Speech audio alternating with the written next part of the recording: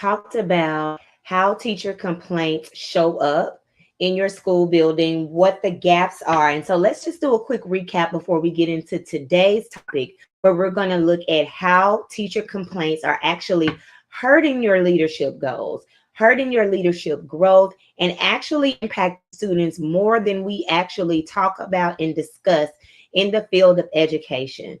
So, to recap, during our last conversation, we talked about these feelings and these emotions that, to be honest, in a professional world, a lot of people don't consider emotional capacity, intelligence, resilience a part of something that we approach strategically in the workspace.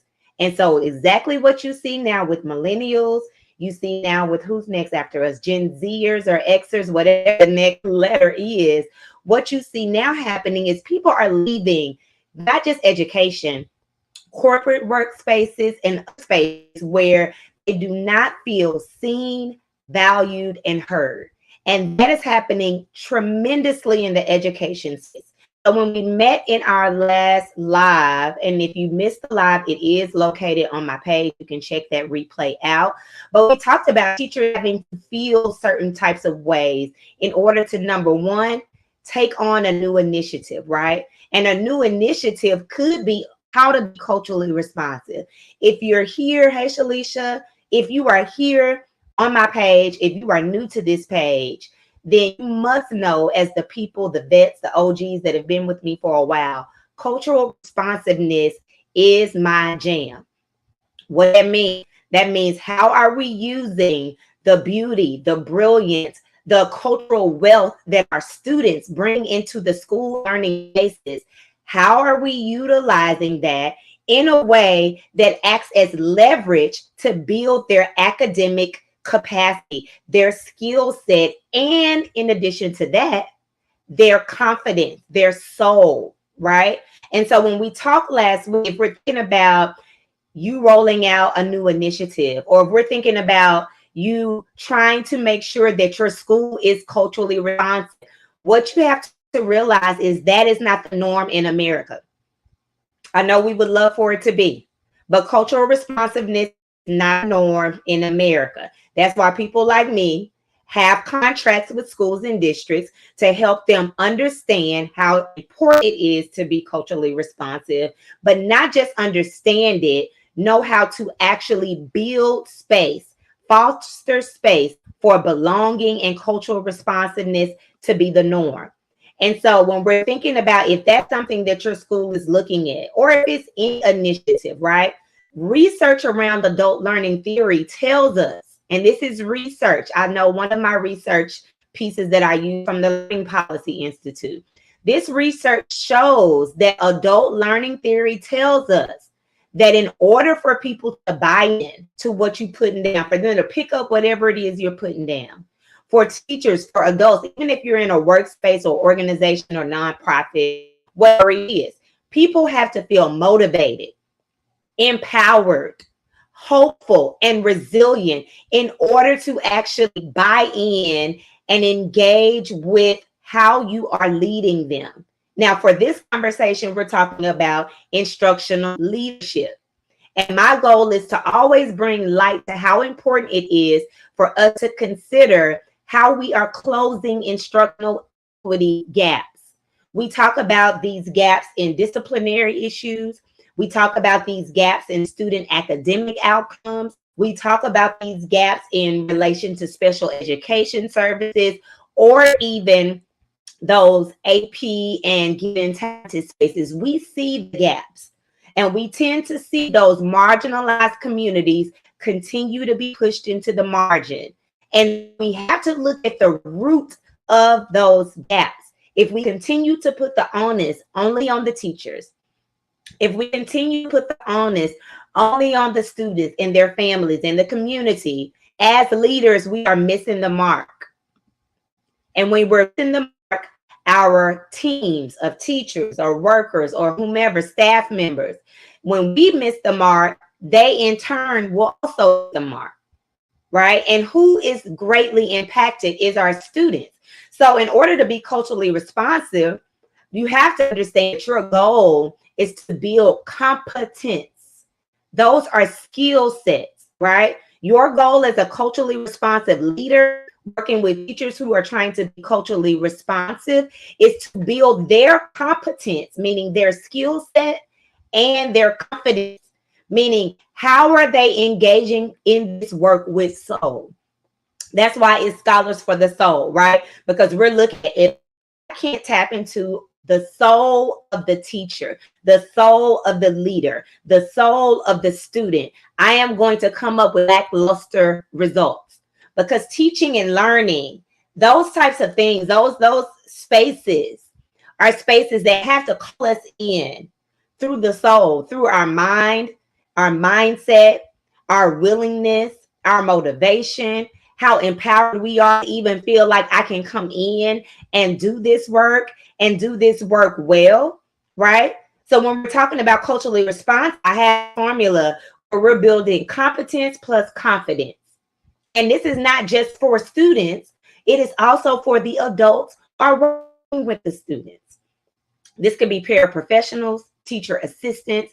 This could be your actual classroom teachers, cafeteria workers, right? This goes all over the board. Teacher assistants, whomever they are. Because if we're looking at cultural responsiveness, what we have to key in is how are we combining working on the growth of the brain and also centering culture.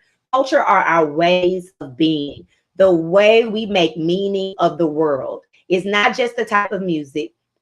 It's not just festivals and holidays. It's not just our fashion and our clothes. It's not just colloquial sayings, right? Those are a part. Those are the observable parts of culture. But when we talk about deep culture, not just surface level culture, that is something that has to be transformed. I'm going to get a little churchy, by the renewing of our minds, right? So the mindsets of the teachers that you work with have to be renewed. And what we see a lot are these teacher complaints happening over and over because their mindset is something is not working that's supposed to be working. And either they don't know how the thing should work, so they're not seeing the results that it's supposed to give, right? Or they don't understand what changes internally they have to make to actually see this work. And I think a lot of times what we do is we think, oh, I can do cultural responsive teaching. Hey, y'all, thank y'all for coming in. Right? I don't do one and done PDs. Those who know me know.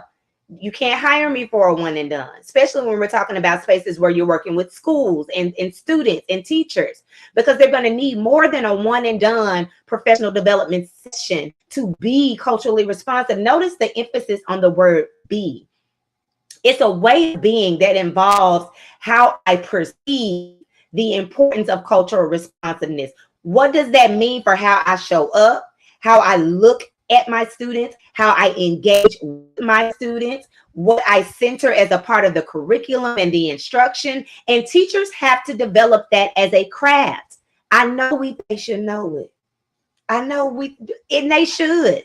I don't think you should get in the classroom and not know how to be culturally responsive. But let's be real, it's not happening in our country systematically. It's not happening that people are actually coming in to the teaching and learning space and know how to be culturally responsive. That's not happening.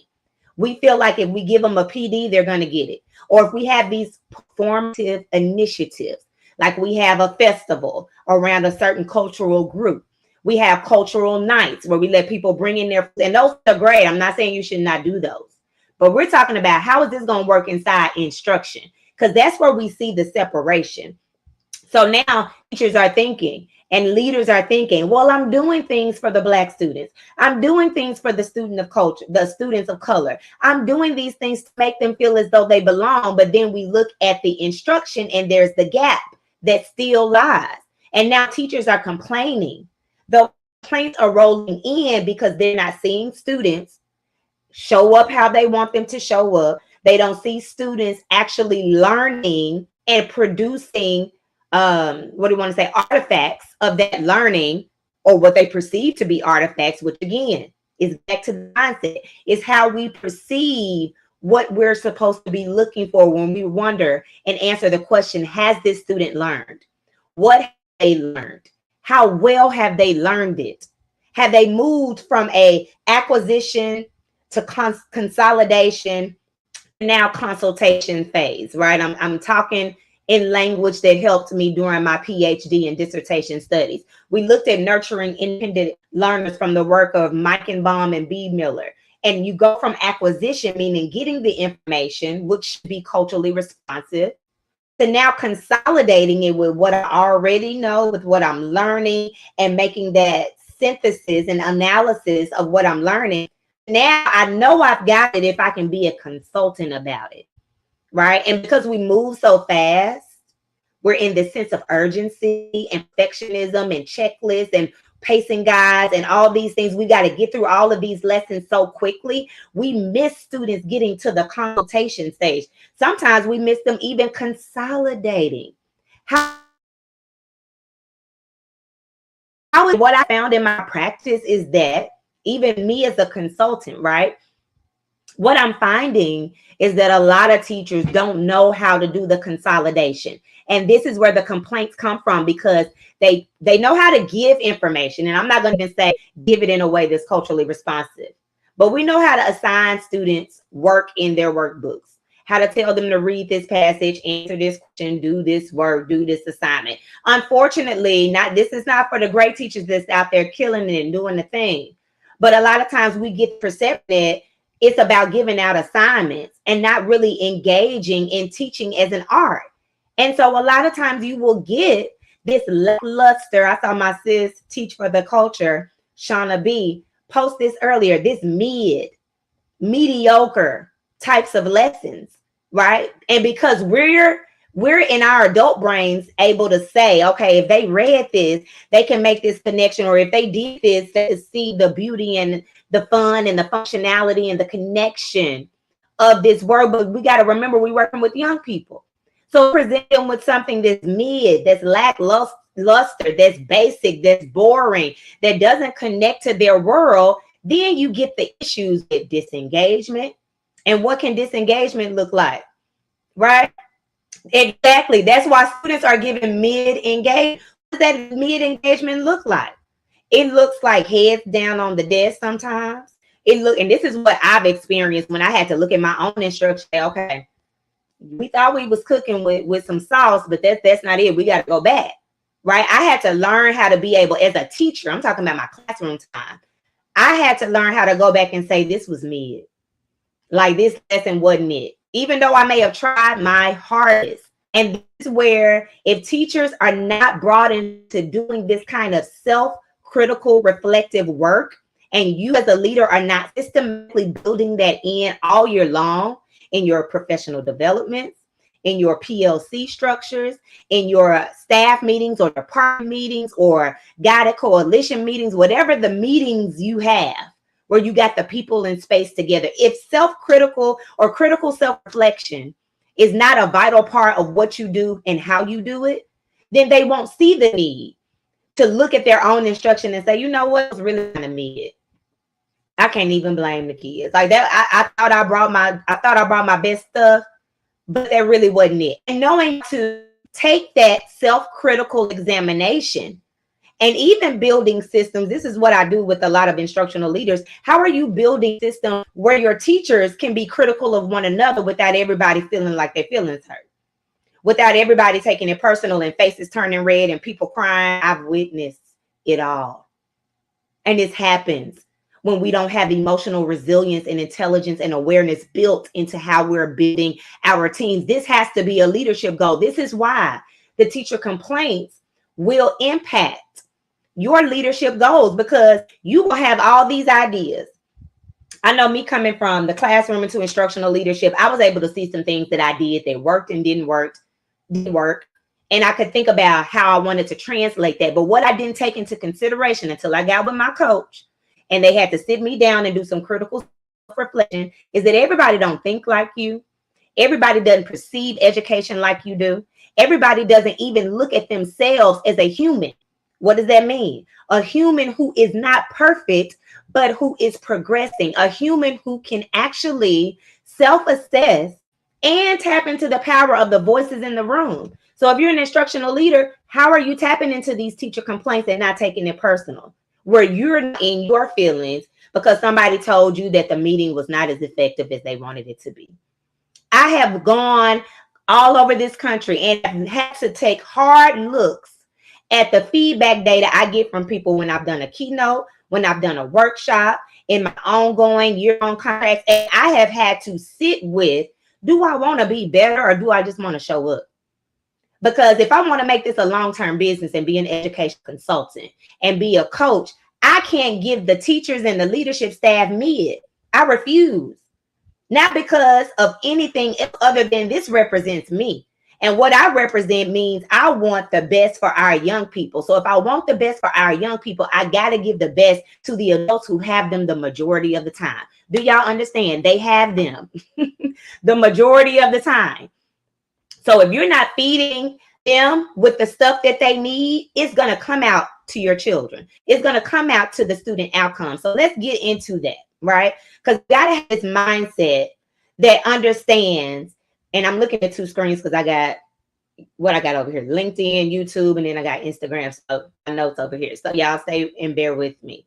This work is requiring mindset work. Right. And it doesn't mean your whole PLC session, you're only talking about mindset work and you're letting people go on and on about their issues and their problems and their challenges and you get no work done. There's a strategic way to do that. Right. There are steps that you need to take to actually build systems that will allow this mindset work to be authentic, to be sustainable while you, alongside of you getting the work done, looking at student work samples, looking at teacher data, looking at holistic data from students and families, right? So that you can meet the mark, meet your literacy goals, meet your math goals, meet your belonging goals. Do you even have goals for belonging? Goals for character development, not just for students, but also for your teams? Goals for where you want your teams to be, right? That's one of the things I do in the coaching program is I help people see, and this is based on the work of Alina Aguilar, where is our team now? Like there's a measurement, a self-assessing measurement, how do you say, continuum, where they can look and see, okay, this is where we believe we are, but I always bring them back. And my good sister, Demia Thomas, who came and did some work with me this summer, she told us, always ask, okay, so what's the evidence?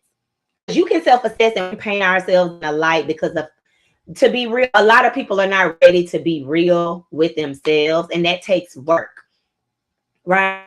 But you ask the question, well, what's the evidence, right? When you get these teacher complaints, I'm just dropping a little gem on y'all now that I give to my clients. Okay, you say that this teacher has come to you, they've got this complaint, student misbehaving, not doing work, or their lesson not effective, or this curriculum sucks, like whatever the complaint is. Okay, what's the evidence? And this is one of the ways that you filter out complaining versus real challenges and concerns, right? And it's not to say that you're going to disregard their complaints as just a complaint, but you're going to help them to filter out while you are able to support them on what is the real deal.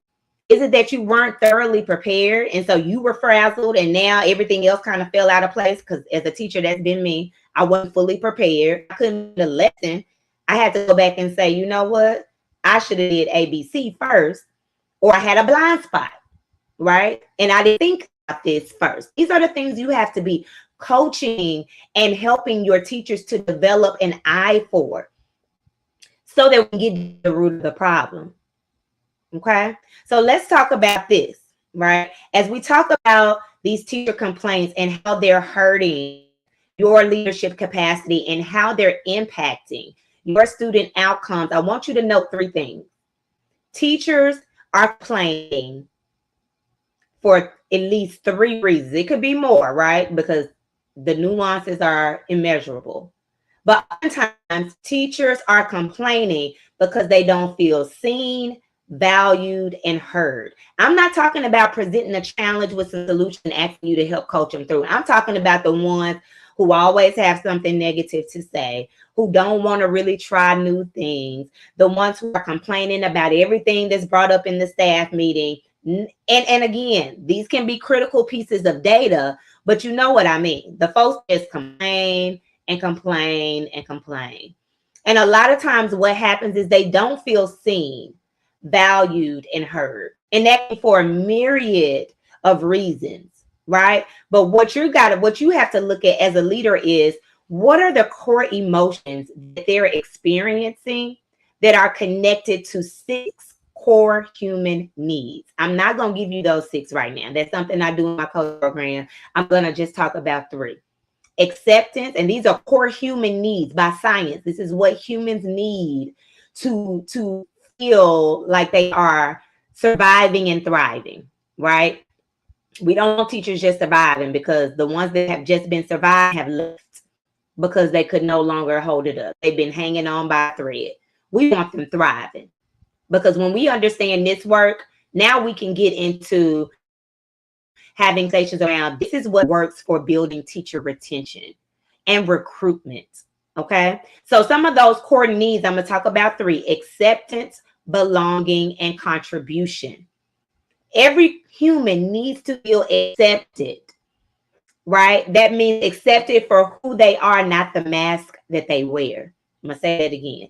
Every human, child, boy, girl, adult, elderly, whomever, needs to feel accepted, not just for the mask that they wear, but who they really are, right? As quirky as their ideas may be, as loud or as quiet, as extroverted, introverted, in between, all the things, feeling accepted.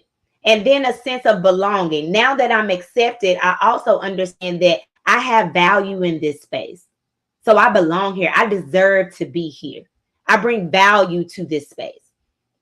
And contribution is vitally important, because I, as a teacher, if I'm a real teacher, right? Because some people have gotten into this teaching field to try it out and see if it's something they're going to do. And they find out it's not for them. They don't have the real passion for teaching like they should. They leave, right? I just had a conversation the other day with an instructional leader who found out the teacher was just trying this out, trying to boost up their resume, which I hate the idea of people trying out their career building skills on children. Like, that's absolutely deplorable, but it's happening, right? And they find out they don't really have a passion for kids like they thought they did, or like they assumed they would after they got into teaching, right? So when you think about contribution, we're talking about the people that are in this for real, and they want to feel like they're contributing something. So when they don't feel like they're contributing something, it may sound like a teacher complaint, right? It may sound like a teacher complaint. And so when we have those complaints, how do you feel, y'all? Drop an emoji in the chat. When somebody complains, even if it's not a teacher, think about your children or people that you're responsible for caring for. When they complain about something you've done, thank you, sis, stay with me. When they complain about something you've done, drop in the chat, give me an emoji that represents how you feel when you hear that complaint, whether it's firsthand, right? Sometimes our minds are blown, because I like that emoji, Jay Bellatoni. If I'm saying it right, I hope I like that emoji, because sometimes it's like, I did the most. I absolutely thought I was supporting you in the best way, and you still complain? You still mad? You still got a problem? Our minds are blown. What other emojis can y'all put in the chat that represents how you feel when people complain? Specifically teachers, but just in general regard. And as y'all are putting those in, now I'm going to close us out with talking about how these different areas, right? Right. It's a slap. It's a slap in the face. I'm shaking my head like I can't understand. And I've been there, y'all. As an instructional leader, it is absolutely frustrating. It can be overwhelming, especially when they start flooding in. And then sometimes it can make you feel isolated, because sometimes you like, I have done all that I can do, and y'all still complaining. I'm not doing nothing else. Y'all figure it out. Right. And so you go into your office or into your room and you shut your door and you do your bare minimum job. But we can't do that, instructional leaders, right? Because we know we've got a job to do. And so when we're thinking about this type of way, like, how can we combat that, right? How can we combat that? What can we do?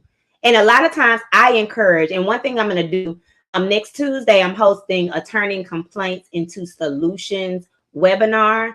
So if you haven't signed up for that, the link is in my bio. I appreciate y'all in the chat. Keep it coming. If you haven't signed up for that, the link is in my bio. It's next Tuesday at 10:30. I'm on Central Standard Time, 10:30 in the morning.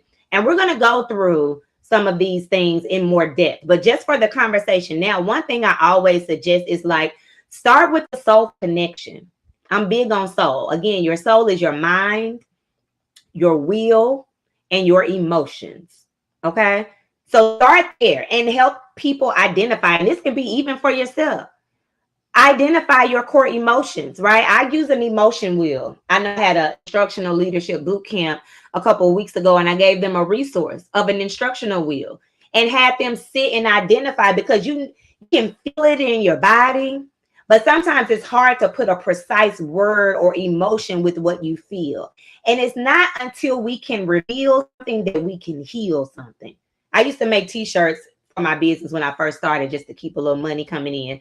And one of the shirts I made was, you can heal what you won't reveal, right? So if you're not revealing and pinpointing what these emotions are as a leader, but also with your teachers, then you're not going to be able to get them to soulfully and critically self-reflect where they need to. And you got to listen, right? You got to set up a time and set up a space where you can actually listen, because now your listening ears are attuned to trying to, first of all, listen to hear what's being said, making sure you understand it, asking the right types of questions to dig deeper to get the core issue. Okay. And I give a lot of those. Start with Soul protocol is one of my protocols that I use in my company that helps you listen with grace, listen with soul, and not always just listen to respond, right? You will respond, but how can you start off listening with grace and listening with soul so that you can eventually get to those core emotions? So here's how it's connected with our students' outcomes, right? I'll go through 5 ways real quick. So stay with me. If you're taking notes, take notes real quick. 5 ways. Number 1, teacher morale and job satisfaction. Teacher morale and job satisfaction. When teachers are not supported at their jobs, they feel like they're on an island. You intentionally doing it or not. This is not about assessing, well, they feel like that, but I don't know why. If we stay in that framework, if we stay in that mindset, we'll stay stuck. I just got to keep it real. If you know me, you know I'm going to keep it real. If you don't know me, welcome. This is the Keeping It Real case. But if you stay in that mindset, you will never get anywhere, right? And so when they don't feel supported, that job satisfaction, that decreases. Now you got a decrease of, I'm happy to be here, I want to be here, to an increase of, I'm stressed, I'm burnt out, when is the next break, I'm tired, what time is it, I'm ready to go, right? If you know, you know. I'm ready, not ready, I'm ready to go. What does this mean? They're calling in more. So what happens when a teacher is calling in? The teacher is not there to teach. Hopefully they left sub plan. You know how that goes, right? Sometimes they leave sub plan, sometimes they don't. And then even with the sub plans, they're not getting a rich instruction, even if they have a sub, unless you just happen to get blessed with a beautiful sub that's a retired educator. If you don't get that, what's happening? Now you're getting students who are missing out on key instruction. Why? Because the teacher is not satisfied with their job. They don't want to be there, so they're calling in. They're not coming back next year. That's how it impacts students. They're not motivated. So guess what? When they get in front and start teaching, they're not excited about teaching. They're not excited about putting effort into learning. Y'all open your books and do this and just be quiet. I just need time. They're stressed. If we keep ignoring the humanity of our teachers and not thinking and considering as instructional leaders, how am I setting up systems so that I'm routinely tapped in, I'm providing resources. Now you can't solve all of the problems, but you can set up systems that can alleviate the frequency of these problems, where you go from 40% of your staff highly disgruntled, which is a large number. I know 60 is larger of the ones that are satisfied, but if you have 40% of your teaching staff that are disgruntled, don't want to come to work, sometimes that spreads like wildfire. I've seen it in real life. I've seen it as a teacher on that side and as an instructional leader. It's highly contagious. It's like a contagion. It's like COVID or the flu or something like that. I mean, you just cough, boom, somebody else is frustrated too. They forgot how frustrated they were. They came in a little more hopeful. Then they start talking to so-and-so. Now we got it spreading. Now more people are realizing, you know what? I'm really not happy being here. I'm going to call out too. So-and-so called out. And you would think it doesn't happen with grown folks, but guess what? It does. Number 2, it impacts instructional quality, right? If you're not tapped into what's going on, looking at these complaints and moving them into solutions, then you don't even know what professional development to provide. You don't know what kind of resources to provide, because there's an art to getting to the core of a complaint. There's art getting to the core of the complaint, and we're going to go into that next Tuesday for the webinar. So if you want to join it, you can hop off here and sign up real quick and come back. But it's next Tuesday. It's a webinar. It's on Zoom, so you'll have to sign up to get the link and all of that. Make sure you check your email so you don't miss it. DM me if you don't see it, because technology. I got the system set up, but it doesn't always work. So stay connected with me. But yeah, we're going into that, because now guess what? Teachers are unable. Hey, Caitlin. Teachers are unable, or they're struggling to actually implement these effective strategies because they're not getting the type of professional development that they need. Why? Because you're not tapped in. So now we continue the cycle where our students are not being served. Hey, Jody, we're continuing this cycle where our students are not being served to their highest capacity. Why? Because teachers don't feel supported. They don't even want to be at work.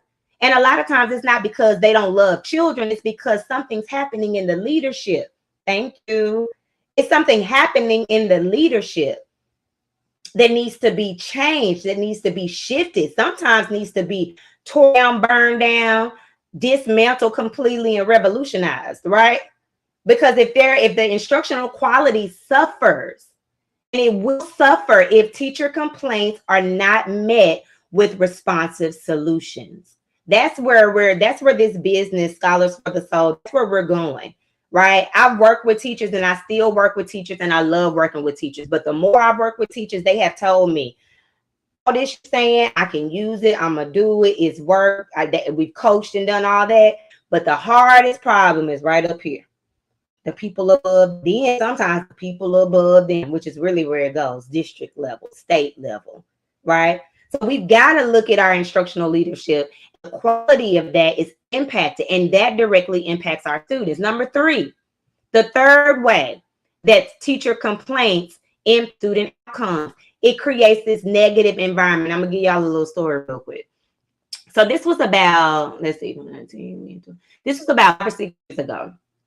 And I was in the classroom.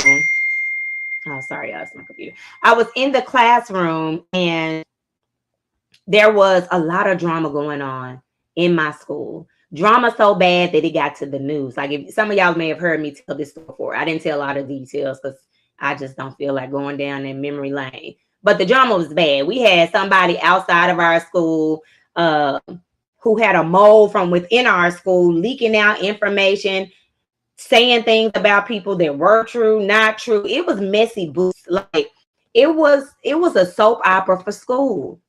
Like, I'm not playing, y'all. It was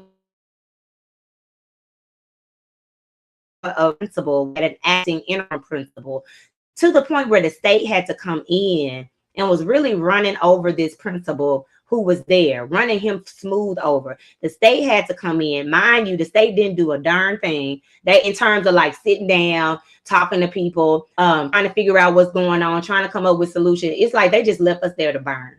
I ain't gonna lie. They left us there to burn. And guess what? It burned. Hey, Brooke. Yeah, long time no see. It went from drama with leadership to drama with teachers, and like literally almost like a split divide. One side of teachers versus another. Then guess who got a hold to it? Students, families. Because it was, when I tell y'all it was in the news, like I'm talking about the real life news. And it was a blog post that was supposed to be for education. She was so messy. She was putting out stuff that people recorded from their phones, of the school computers, of people on camera. When I tell you it was nasty, nasty, nasty. And so all of that toxic environment impacted everybody. And that's my point. These complaints, they could be about a myriad of things, but specifically about how they need to be supported for better instruction, how they need to be supported to help families better. Because again, that's another assumption. We think teachers should know how to talk to adult family members, and they don't, right? There's a lot of different factors, whether it's a savior complex that they come in with and they talking down to family. There it is I just don't have a personality where I really mingle and have great communication skills. We assume teachers and adults should know how to do all that. Guess what? They do not. They do not. A lot of times when I'm contracting with schools and organizations, I do role plays. I do scenarios like, we need to practice this, because let's not assume just because I do something and I can articulate it and I give you a little lesson about it that you can take it and run with it and move it. Now let's roll, let's act this out. And what happens is now there's not a collaborative environment, and you need collaboration in order to actually have a strong core of instructional excellence and equity.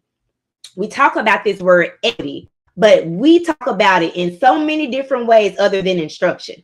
We think if we get some colorful books in there with some different characters, and we bring in speakers that are of different backgrounds, and we have a little TikTok and we do this and do that, we think that's going to be enough. It's how you are teaching. Yes, Janelle, you can't assume anything. It's how you are teaching. Some people need help with how to build strong instruction, how to bring, like I literally take teachers, and I got a boot camp coming up, school contracted with at the end of July. And one of our goals is going to be taking teachers through step by step of like how to ignite students, like how are you going to get the kids excited about this lesson? Just because you're excited don't mean they're excited. They might not even like it. Why? Because they probably don't feel good about it. They have had success with it. Typically, that's a lot of the reason why people don't like to do certain things. I mean, sometimes you just don't like stuff. But a lot of the reasons when we're talking about skill sets is because confidence is a barrier. And if I don't feel confident in a certain skill, whether a teacher or a student, I will put that in the back corner. And I will do everything else around it. So when we talk about this impact of teacher complaints on your leadership goals, your goal should be to center instructional excellence and equity. What does that mean? My instruction should be equitable for every student in the classroom, right? What are diverse topics? Like, come on, what does this mean? And again, assuming people know by just giving them some buzzwords is not gonna cut it. We got to have systems in place as instructional leaders. We've got to have connection with our teacher teams. We've got to have these things set up and be doing our own work, right? So that we are fostering an environment where our school climate and culture is not toxic, because it will impact the students. I love that, Coach Steph. Real connection with students and teachers. That's what's going to make the work work. And if you don't have that, you're going to miss out on it. And you're going to see these complaints as just another thing that's being said. And you're not going to be able to see how it is actually tapping in to your students' outcomes. Number 4, and this brings us right into what you said, Coach Steph, student-teacher relationships. Okay, that's another thing that's greatly impacted. If teachers not being supported, right, because they've given these complaints or given challenges or they've given you some suggestions, if they don't feel supported, now interactions with students are strained because the things that they're trying to do or understand how to do better is being ignored or it's being neglected.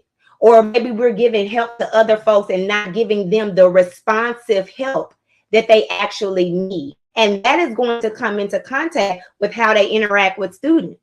It's going to impact that vibe. Students, this was a quote I got when I was in the beginning of my teaching career. Young people, our youth, are the greatest barometers of truth. Young people, our youth, are the greatest barometers of truth. Many of them have not yet been tainted by all the things in the world that make you think you got to put on a mask and be fake. They're going to keep it 100% real, right? Until they start learning how to be quiet and don't say this, and they grow older. But a lot of them still, they're going to be the ones to tell you, and they can feel the energy. When the teacher doesn't feel supported, it's going to impact them directly. No ifs, ands, buts about it. right? So if you're an instructional leader, you have to be helping to set up what are these high expectations and how am I going to provide support to meet them? We can't just put all of this on the teachers. Okay, we need teachers to be culturally responsive. I need your lesson plans to look like this. I need that board configuration to be like this, which is really a whole lot of stuff that a lot of times is not even making sense to the bigger goal, but I digress. Okay. If we don't have these high expectations, then guess what? Teachers are more likely to not have these high expectations for their students. Then you have this self-fulfilling prophecies that students don't care. They don't want to be engaged. They can't do this. They can't do that. Now it comes all together, right? But we've got to see the connection from our leadership perspective. You've got to see how important you are. You're than vital, like how you show up to your teachers, how you respond to their complaints, how you come in and do your thing as an instructional leader. It matters not just to teachers, but to our children. This is what we're here for. Without them, we don't get a check. We're not funded if we don't have students in our classrooms, in our schools. And they are the ones that matter, whether we were getting paid or not. Like, it's not about commodifying our kids, but we got to understand we are nothing in regards to this profession without them. So everything that we do should be centered around how am I helping them to shine in their genius, in their brilliance. And that's by responding to your teacher complaints in a way that is responsive, that recognizes what those complaints actually mean. And that's one of the things we're talking about next Tuesday. Like how to actually recognize that a complaint is actually an unmet need. There's a need that the teacher has that has not been met. And guess whose job is? Yours. You're the instructional leader. You're the one who says we're centering instructional excellence and equity in our schools. You're the one that's supposed to uphold this mission and vision statement that's on the website. That's the instructional leadership's responsibility, right? So how are we supporting that? Because lastly, number 5 is the student achievement. That's how these complaints, the goals, every strategic plan in a school has something to do with student achievement. Even if they don't do SEL stuff and they just getting down to the strictly cold data of numbers, every part of that strategic plan, something is going to be huge in there regarding academic performance. And research shows that teacher effectiveness is one of the highest and most significant factors in student achievement. How well teachers what they do is a key component of how well your students do. Yes, you got some kids that got a lot of good home training. They were brought up on how to read. You know, they do all these activities outside, but you got a lot that don't, right? You got a lot that don't. So at the end of the day, when we're talking about raising the bar and keeping it high, because guess what? Our babies can get there. Now we've got to help teachers supposed to be lifting them up to get there, right? They only have to do so much. I was looking at Principal Patterson's post.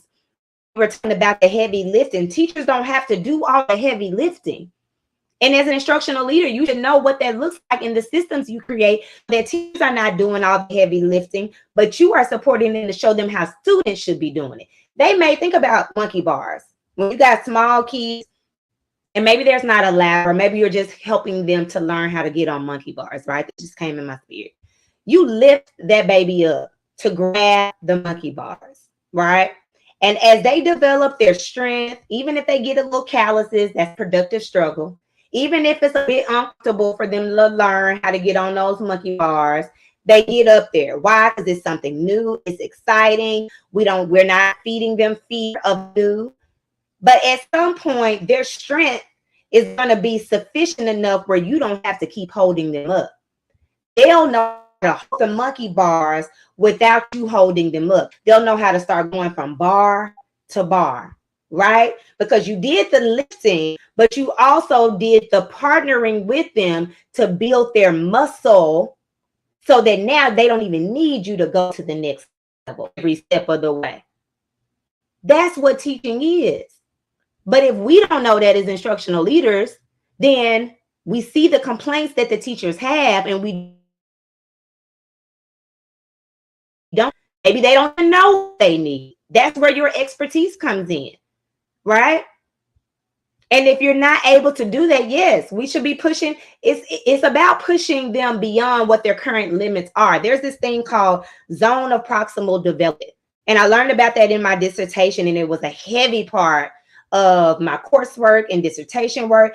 We should be pushing students to the cutting edge of instruction, right? So while they may get a little comfortable and they feel good, now it's on to the next thing, and they normalize what is to engage in productive struggle. They normalize what it's like to feel a little bit of discomfort, because guess what? They normalize that this is what learning actually is.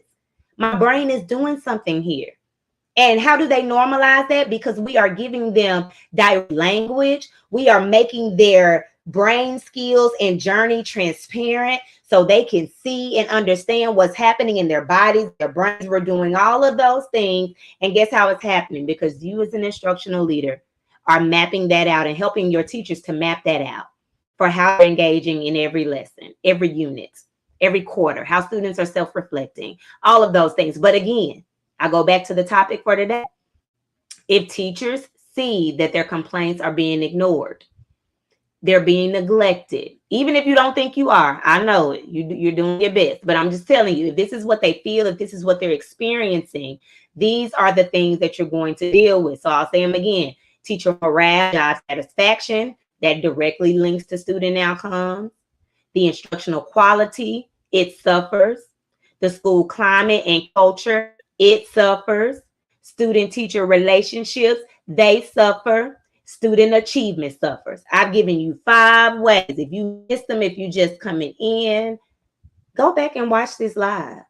Because I think as instructional leaders, sometimes we get caught in what people expect us to do in this role that's far from recognizing and responding to teachers' needs, right? And that's what we're talking about next Tuesday. I really would love for folks to get signed up. I got quite a few people signed up, but we have room for more. Even if you're there, you're coming in on next Tuesday at 10:30 a.m. I'm on Central Time, so keep in mind. But we're going to be together about an hour and 15 minutes, and we're going to go through these ideas about responding to teacher complaints, right? So we'll talk about understanding and addressing the dysfunctional behaviors that you experience with teachers, right? Because let's keep it real, you're dealing with humans.